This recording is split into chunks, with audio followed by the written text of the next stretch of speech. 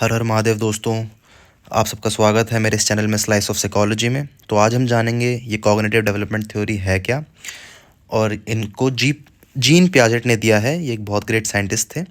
तो आप सबका स्वागत है। बिना किसी देरी के हम ये वीडियो स्टार्ट करते हैं, और प्लीज़ मुझे सपोर्ट दिखाइए। ओके, देखिए, पहले हम जानते हैं क्या ये कॉग्निटिव डेवलपमेंट की थ्योरी है क्या एक्चुअली में। देखो, जीन पियाजेट बोलते हैं कि जब चिल्ड्रन मूव करता है अपने एज से, मतलब जब वो पैदा होता है और उसके मरने तक, वो 4 स्टेजेस से जाता है। उसको 4 स्टेजेस की लर्निंग होती है। वो वहाँ से क्या कहते हैं, वो धीरे धीरे करके बड़ा होता है। तो हम ये जानेंगे ये 4 स्टेजेस है क्या। ठीक है, देखो इसमें लिखा हुआ है, Piaget believe that children take an active role in the learning process, acting much like little scientist as they perform experiments, make observations and learn about the world. जो उस टाइम पर जो बच्चा होता है वो हल्का हल्का एक छोटे साइंटिस्ट की तरह एक्ट करता है। मतलब वो कुछ भी एक्सपेरिमेंट्स करेगा, ठीक है, कुछ ऑब्जर्वेशन करेगा, किसी को बैठ कर देखता रहेगा कि ये ऐसा क्यों खा रहा है, ये ऐसे क्यों हंस रहा है। उसके सेंसेस को मतलब उसको ऑब्जर्व करता रहेगा, है ना। और लोगों को देखेगा, कुछ एक्सपेरिमेंट करेगा, पानी को बॉटल में डालेगा, फिर उस बॉटल को गिलास में डालेगा, वगैरह वगैरह, ऐसे ऐसे एक्सपेरिमेंट्स करेगा। एक छोटे साइंटिस्ट की तरह एक्ट करेगा, और इन्हीं सब चीज़ों से वो सीखता है वर्ल्ड के बारे में, दुनिया के बारे में। ये है कॉग्निटिव डेवलपमेंट। ठीक है, तो हम जानेंगे। देखो, इसका फर्स्ट स्टेज जो जीन पियाजेट ने दिया है वो है सेंसरी मोटर स्टेज। इसमें ये होता है, पहली बात, पैदा होने से 2 साल तक, बर्थ टू 2 ईयर्स की इसकी ड्यूरेशन होती है, तब तक सेंसरी मोटर स्टेज में बच्चा रहता है। देखो इसमें लिखा हुआ है, during this earliest stage of cognitive development infants and toddlers. Toddlers वो होते हैं जो बच्चे अपने घुटनों पर चलते हैं, और इन्फेंट्स उनसे भी छोटे होते हैं। हाँ, इन्फेंट्स बहुत छोटे होते हैं, और टॉडलर्स मतलब इन्फेंट्स जो पैदा होते के साथ ही 1 साल तक क्या हो गया वो इन्फेंट्स, उसके बाद बच्चा घुटनों पे चलने लगता है। देखो मुझे इतना आइडिया नहीं है बच्चों का। ठीक है, during this earlier stage of cognitive development infants and toddlers acquire knowledge through sensory experiences and manipulating objects. बहुत सिंपल सी बात है, आप समझ गए होंगे। बच्चों को ज्ञान आता है सेंसेशन से। जब उनको कोई छूता है, जब उनको कोई फील करता है, वो सूंघते हैं, अपने जो 5 सेंसेस होते हैं, वहाँ से बच्चा वर्ल्ड के बारे में जानता है। और मैनिपुलेटिंग ऑब्जेक्ट्स, किसी ऑब्जेक्ट को छू के, उसको टच करके वो जानता है कि ये वर्ल्ड एक्चुअली में है क्या। ठीक है, a child's entire experience at the earliest period at the stage occurs through basic reflexes, senses and motor responses. बहुत सिंपल है, जो वो हाथ हिलाता है, जो वो हंसता है, रोता है, ये उसके बेसिक रिफ्लेक्सेस हो गए, सेंसेस हो गई। उसको कोई गंदी स्मेल आ रही है तो उसका तो वो रोने लगेगा, है ना। और उसके जो बेसिक रिफ्लेक्सेस हैं, हाथ हिलाना और पैर हिलाना, ठीक है, हिलना, और हाँ, जो उसका दिमाग रिस्पॉन्स कर रहा है वो सब चीज़ करना, तो इन सब चीज़ों से बच्चा सीखता है अपने नए स्टेज में। ठीक है, इसकी देखो हम मेजर कैरेक्टरिस्टिक्स जान लेते हैं और डेवलपमेंट जान लेते हैं कि एक्चुअली में इसकी विशेषताएं हैं क्या। ठीक है, know the world through movements and sensation. ये पहले मैं बता चुका हूँ कि वो मूवमेंट से और सेंसेशन से दुनिया के बारे में जानता है हाई स्टेज पे। ठीक है, दूसरा पॉइंट है, learn about the world through basic actions such as sucking, grasping, looking, listening. ठीक है, इसमें बच्चा क्या कहते हैं, देख के, सकिंग से, जैसे वो अंगूठा सक करता है, किसी को पकड़ के, किसी को देख के, किसी की बात सुन के, वो इस दुनिया के बारे में जानता है। वो लैंग्वेज भी ऐसे सीखते हैं, सुन के। ठीक है, learn about the things that continue to exist even when they can not be seen. Birth से लेकर 2 ईयर्स के बीच में बच्चा ये सीख जाता है कि जो चीज़ है, जैसे कोई खिलौना है, कोई बंदा उसे खिला रहा है खिलौने से, तो वो उसको छुपा देता है। तो उस टाइम पर बच्चा ये समझ जाता है कि इसने छुपा दिया है, इसका मतलब ये नहीं कि ये दुनिया से गायब हो गई है। वो चीज़ एग्जिस्ट अभी भी करती है इस पृथ्वी पर मेरे सामने, ये थोड़ी देर में वापस आ जाएगी। ये बच्चा इस टाइम पर समझ जाता है, उसको ये समझ हो जाती है। ठीक है, 4th पॉइंट देखते हैं, realize that they are separate beings from the people and objects around them. Starting के जो 6 महीने होते हैं, 5 मंथ्स होते हैं, उस टाइम पर उन्हें लगता है कि हम सब एक हैं। बट धीरे धीरे उसको समझ में आने लगता है कि भाई हम दुनिया से अलग हैं, मतलब हर एक बंदा एक अलग है, ये अलग है, मैं अलग हूँ। Realize that they are separate beings, वो सबसे अलग हैं, और जो ऑब्जेक्ट्स हैं वो उनसे भी अलग हैं। हम सांस ले सकते हैं, ये नहीं ले सकते। ठीक है, 5वां point, realise that their actions can cause things to happen in the world around them.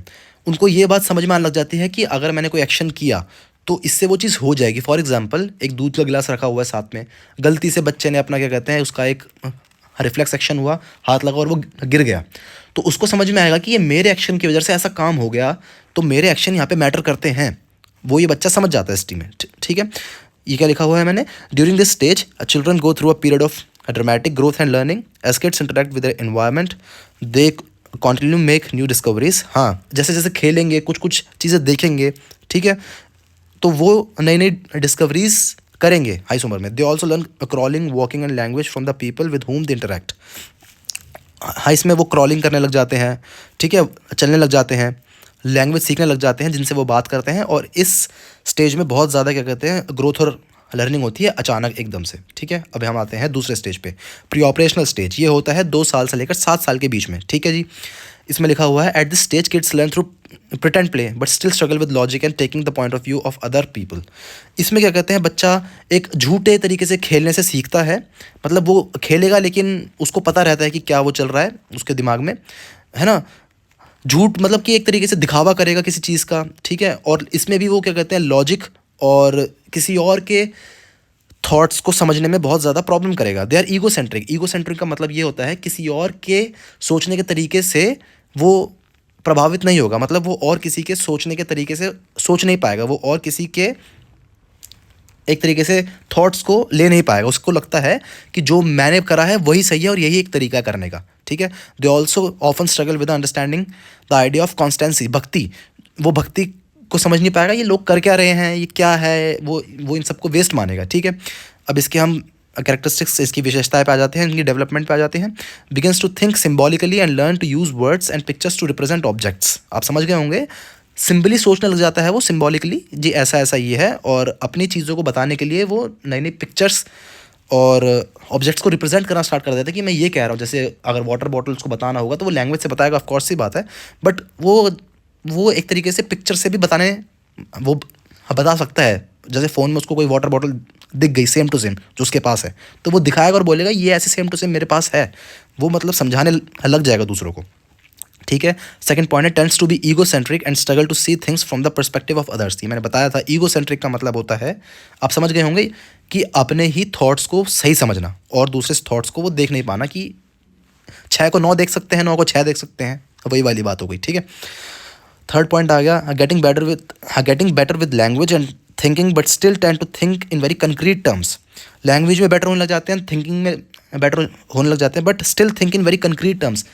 Concrete क्या होता है, कंक्रीट मतलब ठोस, जिसको हम 5 ठोस सोच, जिसको हम अपने 5 सेंसेस से वो कर सकते हैं, छू सकते हैं, देख सकते हैं, सूंघ सकते हैं, स्मेल कर सकते हैं, टेस्ट कर सकते हैं। इन सब चीज़ों से जो हमारे सामने आती है, जो ठोस, जो फिक्स थिंकिंग है, उसको हम कंक्रीट टर्म्स बोलते हैं, कंक्रीट थिंकिंग बोलते हैं, है ना।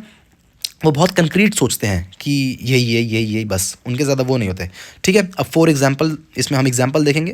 अ researcher might take a lamp off, अरे देखो इसको इतना पढ़ने की जरूरत नहीं है, मैं सिंपल बता देता हूँ। एक क्या कहते हैं, एक रिसर्चर होता है, एक एक्सपेरिमेंटर होता है, ठीक है। वो एक क्ले लेता है, उनको बीच में से तोड़ता है और उसके 2 पीस बना लेता है, और एक को क्या कहते हैं, वो मतलब एक फ्लैट पैनकेक शेप बना लेता है, ठीक है, और एक को रोल करके क्या कहते हैं, बॉल बना लेता है। तो जो बच्चा होगा, जो 2 to 7 ईयर्स, जो प्री ऑपरेशनल स्टेज में होगा, वो फ्लैट पैनकेक वाले चूज को ही लेगा, क्योंकि वो दिखने में बड़ा है। ऑफकोर्स ये बात है। इसका दूसरा एग्जाम्पल हम समझते हैं, एक पानी की बॉटल ली हमने, और पानी, हाँ, उसमें से हमने पानी डाला एक गिलास में जो कि बहुत बड़ा है, और मतलब उसकी विड्थ कम है, और एक गिलास जो बड़ा नहीं है, जो शॉर्ट है, बट उसकी विड्थ ज़्यादा है। दोनों में सेम अमाउंट का पानी डाला है, तो बच्चा बड़े वाले गिलास को लेगा कि इसमें ज़्यादा है ये सोच के, बट वो पानी इक्वल है। तो इसमें क्या कहते हैं, प्री ऑपरेशनल स्टेज में वो ज़्यादा बड़ी चीज़ों पे जाएगा, वो ये नहीं जानेगा कि दोनों ही इक्वल हैं, ठीक है। आप समझ गए होंगे। कोई अगर कुछ समझ ना आए तो मेरे को कमेंट कर देना प्लीज़, मैं आपको समझा दूंगा उसी टाइम पे, ठीक है जी। अब थर्ड स्टेज पे आते हैं, concrete operational stage. Gene Piaget ने ये थर्ड स्टेज का नाम दिया है concrete operational stage. 7 to 11 years, ठीक है। 7 to 11 ईयर्स में ये स्टेज होता है। देखो इसमें क्या लिखा हुआ है, while children are still very concrete and literal in their thinking. Concrete और लिटरल एक तरीके से एक ही होता है, मतलब जिनको हम अपने 5 सेंसेस से वो कर सकते हैं। जैसे एक कैट को प्यार करना, तो ये कंक्रीट थिंकिंग हो गई, है ना, कि उसमें हमारी सेंसेस यूज़ हो रही हैं, जो हमें दिख रहा है वही सच है। उसमें हम एब्स्ट्रैक्ट थिंकिंग नहीं करते, उसमें हम कोई ऐसा लॉजिकल या ऐसा कुछ वो नहीं करते, बड़े कंक्रीट होते हैं, बड़ी सोच को लेके एक तरीके से अपना बिल्कुल स्ट्रिक्ट होते हैं, ठीक है। While children are still very concrete and literal in their thinking at this point in development, they become much more adapted using logic. उसमें ये लॉजिक यूज़ करना स्टार्ट कर देते हैं 7 to 11 ईयर्स में, कि ऑफ कोर्स आ जाता है उनके उसमें, ठीक है। The egocentrism of the previous stage begins to disappear.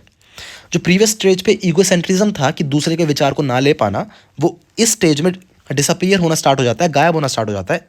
इस टाइम पर बच्चा ये सोचने लग जाता है कि हाँ भाई, जो सामने वाला बंदा बोल रहा है वो सच है, 6-9 भी है और 9-6 भी है।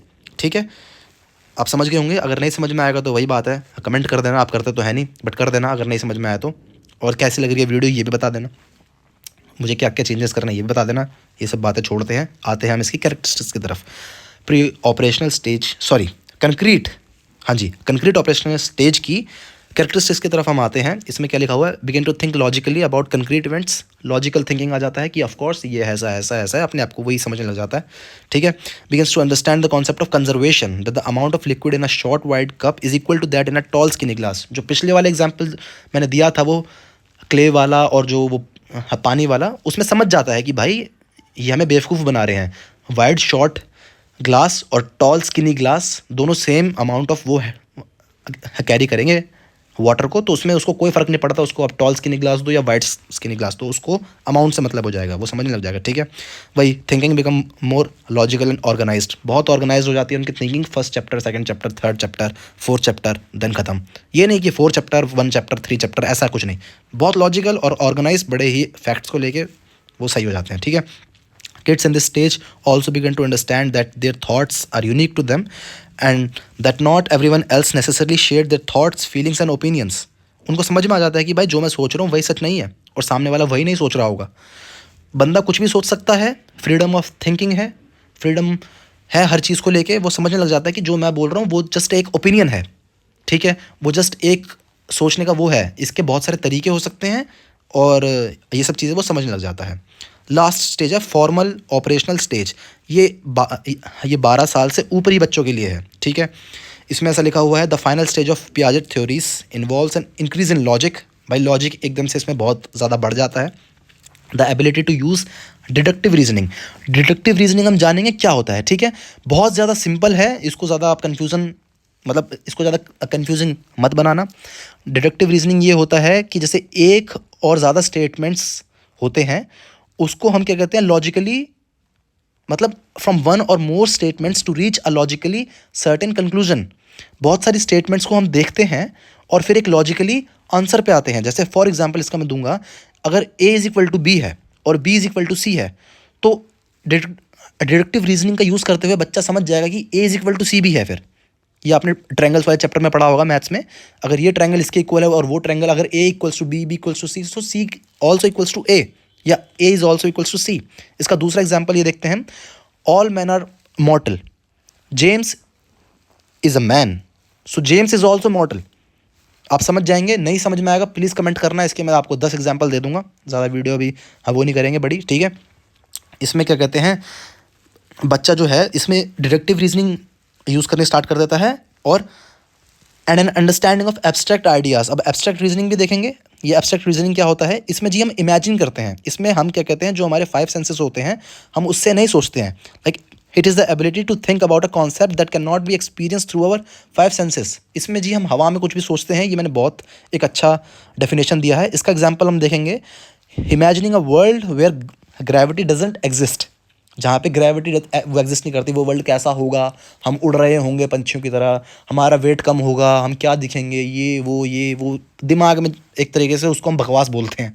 ठीक है, उसको हम बकवास बोलते हैं। तो इसी बकवास को हमने एब्स्ट्रैक्ट रीजनिंग का नाम दिया। हालांकि ये बकवास नहीं है, ये बहुत अच्छी थिंकिंग है। इससे क्या कहते हैं, बड़े ही क्रिएटिव सॉल्यूशंस निकलेंगे जो कि लोग सोच नहीं पाते। ये कंक्रीट इवेंट से बिल्कुल डिफरेंट है। कंक्रीट है लॉजिक, फैक्ट्स, थिंकिंग। इसमें बच्चा अलग ही कुछ सोच रहा है और क्रिएटिव सॉल्यूशन निकाल देगा। जैसे एल्बर्ट आइंस्टाइन है, कुछ भी सोच के क्या निकाल दिया, कुछ नहीं पता और वो सही है। ये है एब्स्ट्रैक्ट रीजनिंग।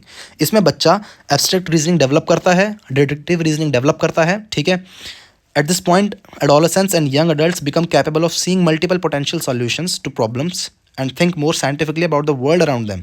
जी इस टाइम पर जो बच्चा होता है 12 साल का या उससे ऊपर का, जो यंग अडल्ट्स जिसको हम बोलते हैं, वो भाई मतलब उसमें क्षमता आ जाती है सीइंग मल्टीपल पोटेंशियल सॉल्यूशंस। जी एक ही प्रॉब्लम के 2, 3 या 4 सोल्यूशन देखना, ज़्यादा सॉल्यूशंस देखना, है ना, और साइंटिफिक बन जाते हैं। वो ज़्यादा मतलब ऐसी बातों पे विश्वास नहीं रखते कि ये कर लेते हैं, वो कर लेते हैं, टोना टोटका, ऐसा कुछ नहीं। वो साइंटिफिक चीज़ों पे रहते हैं कि हाँ भाई अगर मैं उठूँगा तो ही कुछ हो सकता है। पड़ा पड़ा वेट लॉस करना है मुझे, मैं डाइट ले लूँगा या वो कर लूँगा, ये सब नहीं। उसमें बंदा क्या कहते हैं, साइंटिफिक हो जाता है कि हाँ भाई उठना ही पड़ेगा, जाना पड़ेगा, ये करना पड़ेगा। साइंस के हिसाब से देखने लग जाता है वो दुनिया को। मतलब इस स्टेज पे बड़ा ही वो एक तरीके से साइंटिफिकली सोचता है कि एक्चुअली में है क्या। ओके जी, इसके अब हम विशेषताओं पे आ जाते हैं कि ये सब क्या बताना चाह रहे हैं। Begins to think about moral, philosophical, ethicals, social and political issues that require theoretical and abstract reasoning. ऐसी ऐसी चीज़ों पे वो इंटरेस्ट लेना स्टार्ट कर देता है, जैसे पॉलिटिकल इशूज़, बड़े बड़े मुद्दों पे फिलोसफिकली सोचने लग जाता है। जो हमारे मॉरल्स होते हैं, ये एथिकल्स वो होते हैं, सोशल ये होते हैं, इन सब चीज़ों पे वो ज़्यादा सोचना स्टार्ट कर देता है ना। The ability to systematically plan for the future events and reason about hypothetical situations. Hypothetical situations भी यही होगा एक तरीके से, जो कि इफ़ और देन पे डिपेंड करती है। If this happen then this happen, ये सब चीज़ें जो हो गई, इन सब चीज़ों को वो समझना स्टार्ट कर देता है कि हाँ भाई, और एक तरीके से फ्यूचर को देखते हुए हल्का हल्का उसके हिसाब से एक्ट करना स्टार्ट कर देता है। फॉर एग्जांपल, सोचता है कि बड़े हो गए मुझे एस्ट्रोनॉट बनना है या बड़े हो गए मुझे डॉक्टर बनना है, तो मुझे पीसीबी लेनी पड़ेगी और मुझे ट्रिप पे जाना है 3 दिन के लिए, 4 दिन के लिए, तो मुझे क्या क्या सामान पैक करना होगा बैग में। वो फ्यूचर को देख के और एक तरीके से उसकी तरफ एक्शन लेना स्टार्ट कर देता है। ठीक है, थिंकिंग बिकम डाइवर्स। वो एक तरीके से डाइवर्स सोचने लग जाता है कि हाँ भाई, हर किसी का हक है, फ्रीडम है, और बहुत ज़्यादा डाइवर्स बन जाता है उस टाइम पर सोचने में। वो उसकी मतलब थिंकिंग बहुत ज़्यादा एक्सपैंड हो जाती है, वो नैरो नहीं रहती, वो एक्सपैंड हो जाती है थिंकिंग, हर तरीके से वो सोचता है। ठीक है, बिगिंस टू थिंक एब्स्ट्रैक्टली।